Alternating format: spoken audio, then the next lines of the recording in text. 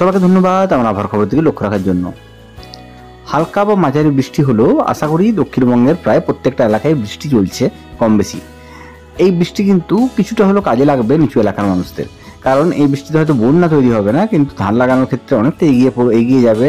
যেসব জমিতে অন্তত জল থাকে বা জল খুব তাড়াতাড়ি হয়ে যায়, হয়তো ডাঙা জমিতে এখনো পর্যন্ত জলের অভাব অনেকটাই, চলুন আর কয়েকটা দিন পরে কিন্তু সে অভাব মিটতে চলেছে, কারণ খুব তাড়াতাড়ি বঙ্গোপসাগরে নিম্নচাপের সম্ভাবনা তৈরি হতে চলেছে এবং সেটা জুলাই মাসের শেষ সপ্তাহ বা আগস্ট মাসের প্রথম সপ্তাহে।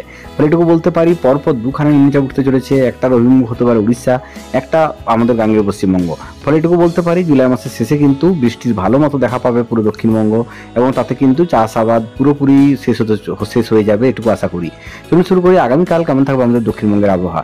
আগামীকাল অর্থাৎ মঙ্গলবার দিন সকাল থেকে আকাশ থাকবে প্রধানত মেঘলা, কখনো ঝিরিঝিরি বৃষ্টি, কখনো বা মাঝারি বৃষ্টি, কখনো বা কিছুক্ষণের জন্য ভারী বৃষ্টির সম্ভাবনা কিন্তু কালকেও তৈরি হবে দক্ষিণবঙ্গের বিভিন্ন এলাকায়।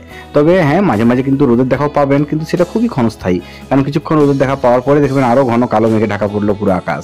এটুকু বলতে পারি কালকেও কিন্তু মেঘ রোদ নিয়েই কিন্তু কালকে সারাটা দিন কাটবে, তার সঙ্গে কিন্তু কখনো ঝিরিঝিরি বৃষ্টি, কখনো বা হালকা বৃষ্টির সম্ভাবনা তৈরি হবে দক্ষিণবঙ্গের বিভিন্ন এলাকায়। তবে একটানা বৃষ্টির কোনো সম্ভাবনা নেই, কখনো বৃষ্টি হলেও তার পরক্ষণে কিন্তু ফাঁকা দেখতে পাবেন আকাশ, তবে রোদ হয়তো খুব একটা পাবেন না কালকেও।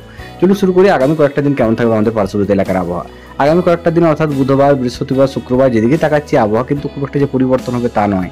রোদের দেখা বা পরিষ্কার আকাশের দেখা বা শরতের আকাশ সেটা কিন্তু সম্ভাবনা খুবই কম।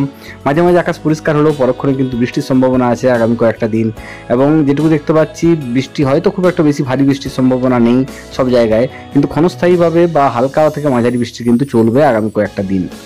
তবে যেটা বললাম জুলাই মাসের একদম শেষ সপ্তাহে এবং আগস্ট মাসের প্রথম সপ্তাহে কিন্তু পরপর দুখানে নিম্নচাপ তৈরি হওয়ার সম্ভাবনা তৈরি হবে। একটা স্থল নিম্নচাপ অর্থাৎ যাতে কিন্তু বেশি বৃষ্টিপাতের সম্ভাবনা, আর একটা নিম্নচাপ বঙ্গোপসাগর উঠে সেটা উড়িষ্যা অভিমুখে যেতে পারে, তারপরেও কিন্তু বৃষ্টি পাবে পুরো দক্ষিণবঙ্গ। সব ভালো থাকুন আর বৃষ্টির দিকে তাকিয়ে বসে থাকুন সবাই, কারণ আমিও আছি, বৃষ্টিটা হোক সবাই চায়। আজকের মধ্যে চললাম, সবাইকে শুভরাত্রি।